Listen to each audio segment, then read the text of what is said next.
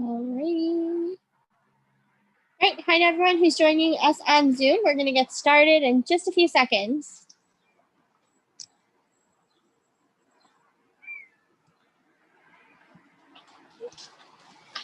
All right, Allison, you're on. Hi, I'm Allison DeHonney of Buffalo Go Green and Urban Fruits and Veggies, and welcome to our greenhouse. Where are we right now? Whereabouts are we? We are on Glenwood Avenue between Jefferson and DuPont on Buffalo's east side. Great. Tell us a little bit about yourself, Allison. Sure. So about 6 years ago, I left corporate and decided I wanted to have an urban agriculture business. So I started Urban Fruits and Veggies and Buffalo Go Green. We're a public-private partnership. And we've been farming at this location ever since. We started with raised beds, and eventually we're fortunate enough to get this amazing greenhouse, which allows us to extend our season, which is very important here in Buffalo. And so that's where we are now. So we can do a little tour if you like. No, lead the way. Okay. So we'll start here. This is where we start our seeds in the wintertime. So in February, we start filling up our seedling trays and we put our seeds in and we line this up. And at night, we close it all up and we turn on our heater. If you look up there, you can see that our greenhouse is heated. And that allows our seeds to get started with lots of heat and some sun and a little coolness. And then once they've gotten going a little bit, then they come over here and we start to take them out so that they get the sun. And these are some sunflowers that we're going to plant this year. These are pollinators and they help to make for a healthy ecosystem around our crops. We've got some collard greens, some peppers, some carrots, lots of varieties of peppers. We've got the lunchbox peppers, bell peppers, California wonders. And in between, if you look in these little hole areas, are the start of our tomato plants. And so these tomato plants will be strung up here so they can grow nice and tall and we can harvest them. We've got some chives, and over here we've got onions. We're doing a project with Cornell Cooperative Small Farms, and they gave us these onions to see how well they do inside of our greenhouse, and they're doing beautifully. We've got some collards and some Swiss chard growing over there, and up top we have edible flowers. They're also called nasturtiums. And we are also growing, starting some seeds for Freedom Gardens.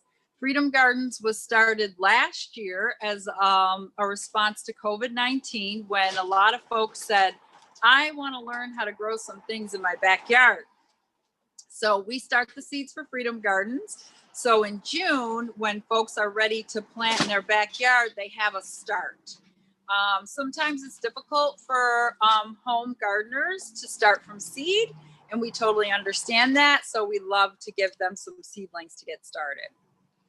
So you got these tomato strings here. What's the tip? If we're growing tomatoes at home, is there any secret to this? How do you get them to go up the string? Sure. So if you're going to do it in a bucket at home, there are trellises that are already made that you can just go to a nursery or Lowe's and purchase. And I highly recommend you get the trellis just to make it easy and to give your tomato plant a nice surrounding so that they learn how to grow straight, because they will kind of overtake, and you don't want the plant to not have any strength to grow tall. Great. We see the hanging baskets up there. I know a lot of our owners and customers, they don't have room for raised beds. So what can you grow in those hanging baskets? Right. So if we look here in these black baskets here, we are going to do some of our herbs in those baskets this year because we want to save room for when we get across the street to our raised beds, but you can easily plant those herbs in a basket like this and hang them. Some folks hang them in their kitchen, which is fine. You just have to remember to water and fertilize. But herbs do well in hanging baskets at home. And then if they're in your backyard or in your kitchen, when you're making your beautiful salads or prepping your seafood or meats for the grill, you've got your herbs right there. And herbs are very expensive, so it's a great money saver if you grow them at home and you don't have to go to the store and spend like $4 or $5, you know, on a packet of herbs, and then you probably won't use it all. And this way you can, you know, kind of harvest as you need it when you grow at home. Great. Do you want to take us over to the gardens? Sure, but before we go, take a look at our overwintered spinach. Oh, almost forgot the spinach. Our spinach was planted in October, November, and this is like our 6th harvest since that time. We have been selling spinach to Manna Restaurant at Northland Training Center, and they've been making some beautiful spinach and strawberry salads and spinach pies. So if you're a spinach lover, check out Manna Restaurant because they may have something great on the menu. We've also been donating it to, there's a free fridge at Jefferson and Ferry. So sometimes there are bags of spinach in there, and we have been sharing it with our neighbors and our family and our friends. Perfect. Okay. All right, a little bit of a road trip. So if you're watching along, feel free to use this time to ask any questions that you might have. So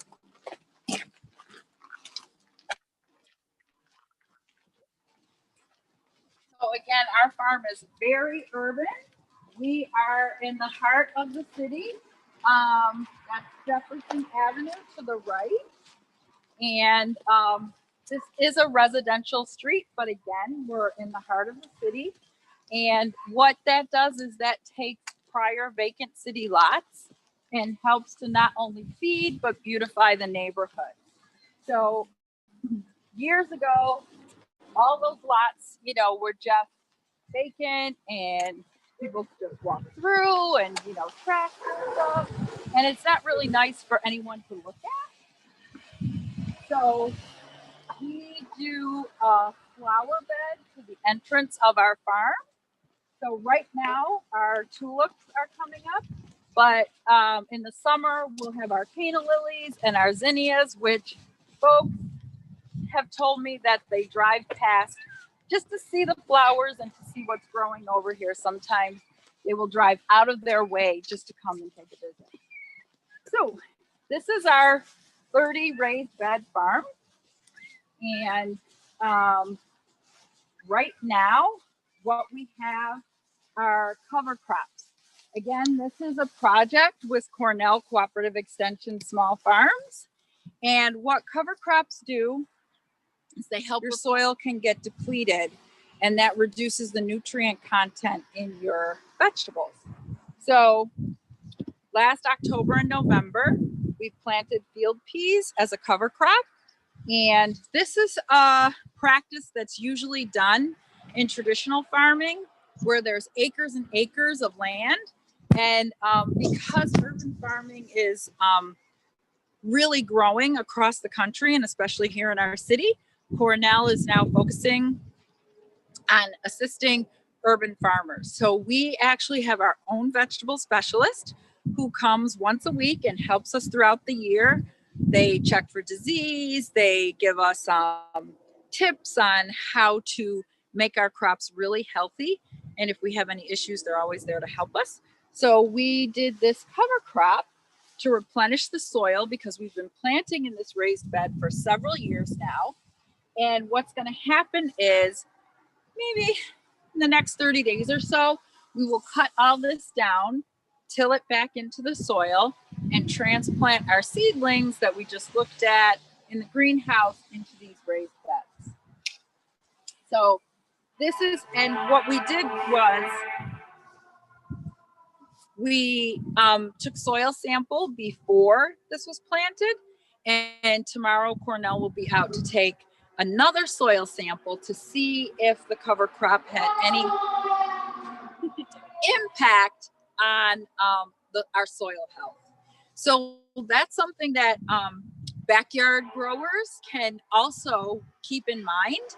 If you have a raised bed, or even if you have are planting regularly in your backyard, you might want to take some time to do a cover crop to replenish your soil. So this is a practice that, like I said, traditionally was for large scale farming, and now it's for urban farmers, and we suggest it even for backyard growers. Great. So, like I said, everything that's in the greenhouse will eventually make its way out here.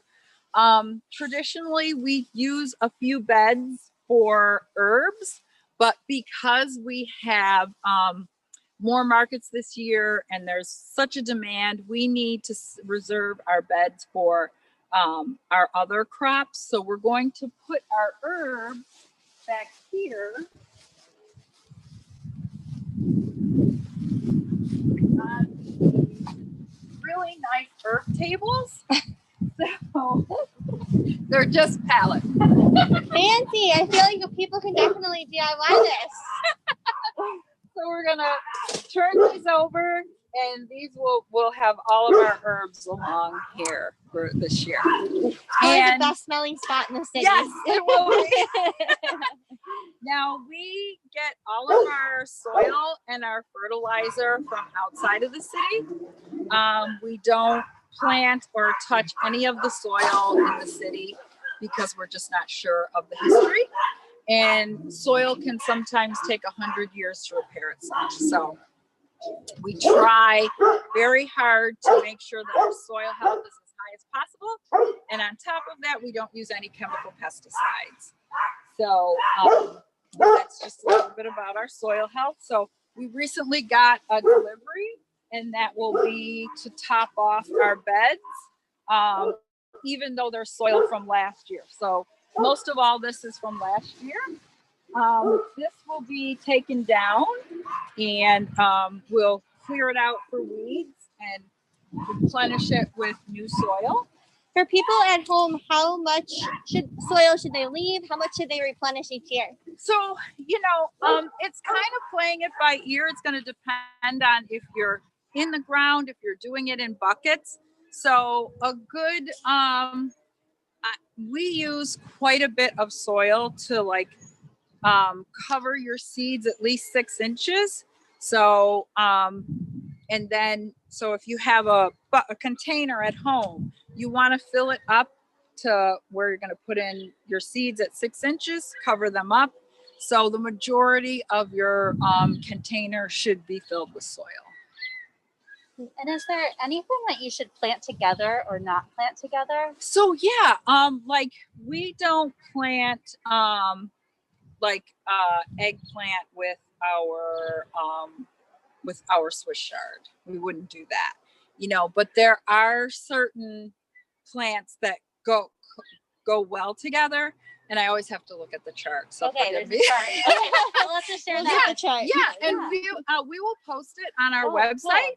Cool. Because the chart is really simple. It's really easy. It's a beautiful chart. I love it. So I will make sure that we get that posted on our website by the end of the week. So if anyone needs help with that, especially backyard growers, when you don't have a lot of space, if you can plant a couple things together, that always works nicely. Like I think you can do celery with squash. If you're doing those together, they work well together because the celery is going to kind of grow, and then your squash is going to spread out across your area. So, but our website is buffalogogreen.org.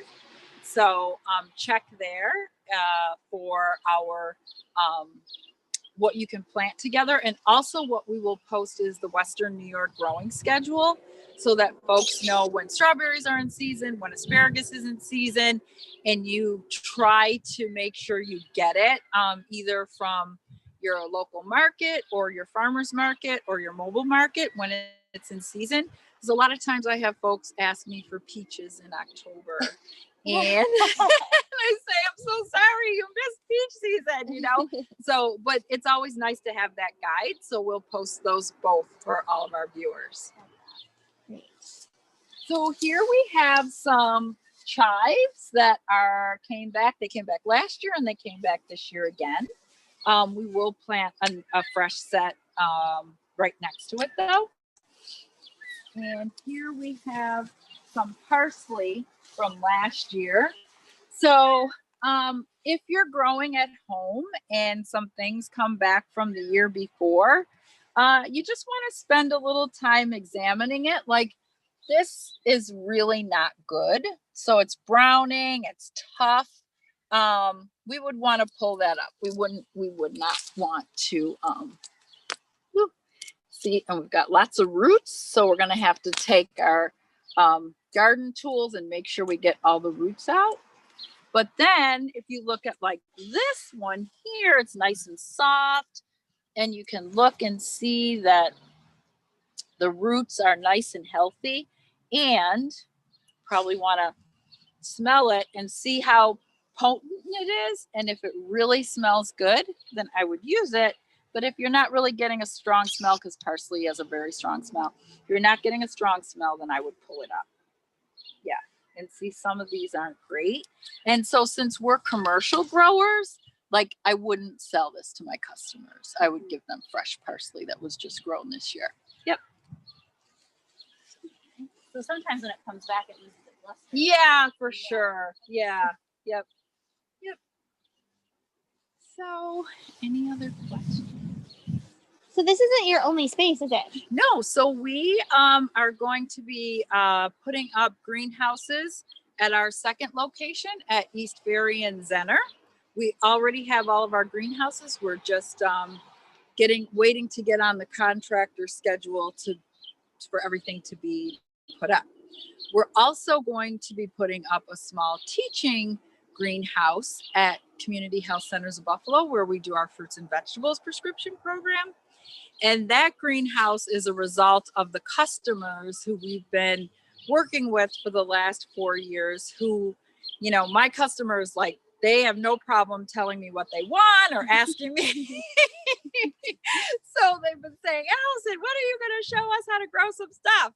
So we work together with our very strong and wonderful partner, Community Health Centers of Buffalo, and we put a grant proposal in, and we were successful. So we're going to be building a small teaching greenhouse there, just to show folks how to do seed starting, how to grow herbs, and also because it's a fruits and vegetables prescription program, we want, like, any of their medical interns to start to, you know, start to talk about food as medicine, which if you talk to any medical student, it isn't really something that's focused on while they're, you know, in school. And some of them, if they're like brutally honest, will say, nutrition class, we skipped that. You know, you can sleep through nutrition class, because they really have such, you know, heavy workloads. So, so we hope that folks will start to understand that food is medicine. And that's what the fruits and vegetables prescription program is all about. So we're excited to get that up and going, because we have so many of our customers in that program that want to learn how to grow some things at home. Me included. I have a question here from our audience on Instagram. How do you keep animals out of the beds? You know, when we planted cabbage, we had bunnies everywhere. So we don't plant cabbage anymore. And we really haven't had any issues.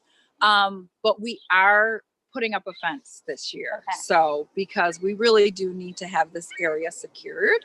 But yeah, folks, the neighborhood has been so receptive, and, you know, folks really try not to get in our way. So we haven't had really any issues. Occasionally we get some dogs who want to run through, but usually they're friendly, and they don't really go in the beds. They just kind of run around the beds. Check it out. That's I've got another question here. Where can we go to buy stuff? So we will be posting our schedule shortly, but we will be, I'll tell you some of the places we'll be. We'll be at the YMCA this year on William and Emsley. We'll be at the Community Health Centers of Buffalo on Benwood. We will be at Niagara Street Pediatrics on Niagara Street. We'll be at the Kenmore Farmers Market. Let's see, we will be starting a new market at True Bethel Church. And we are going to have a market at the Johnny B. Wiley Center. So right now, those are our public markets. A couple months ago, you were our Change for Change roundup at the co-op. Can you tell the people who gave their pennies, their dollars to Buffalo Go Green what you've used some of that money to build? Yes, absolutely. And we're so grateful and we're so thankful to the co-op for that. What some of that money went to was, as you can see, our raised beds have been, holding strong over the last 5 years through our winter, but some they need repairs. So we purchased the lumber to go through, and we're starting back here, and we work forward to go through and repair some of our beds. And if anyone knows anything about lumber, the prices are increasing weekly. So it was a great help, because even to get the lumber to repair the beds was very expensive. So we're so appreciative of that. And then some of the other funding went to outfit some of the supplies in the greenhouse that you saw, like seedling trays and bags of fertilizer until we go out to Eden and get our full load of organic fertilizer. Hand tools. There's just a lot of supplies that are needed to keep things going. And the rest of the funding will be to duplicate what's outfitted in this greenhouse on Zenner, because even though we'll have 5 greenhouses there, we'll need one main greenhouse to work from. And so we'll need to build the seedling tower. We'll need to put the raised beds in. We'll need to fill them with soil. We'll need more seedling trays, and we'll need more hand tools over there. So that's what the balance of the funding will go for. That's so exciting. Can we stop back and visit you in the summer when things are growing? Absolutely, you sure can, for sure. Great. Do you have any more Instagram questions? No more questions from Instagram. All right. Well, if you have any questions, you can send them directly to Buffalo Go Green. You're on Facebook, Instagram. Mm-hmm. Yep, you can send it to info@Buffalo Go Green. But yes, we are on Facebook. We are on Instagram. So please email us, contact us with any questions or interest or concerns. We are here for the community. That's what we're all about. We want to try to make the community healthier through food and through access and through education of food being medicine. So please get in touch with us whenever you would like. Thanks so much, Allison.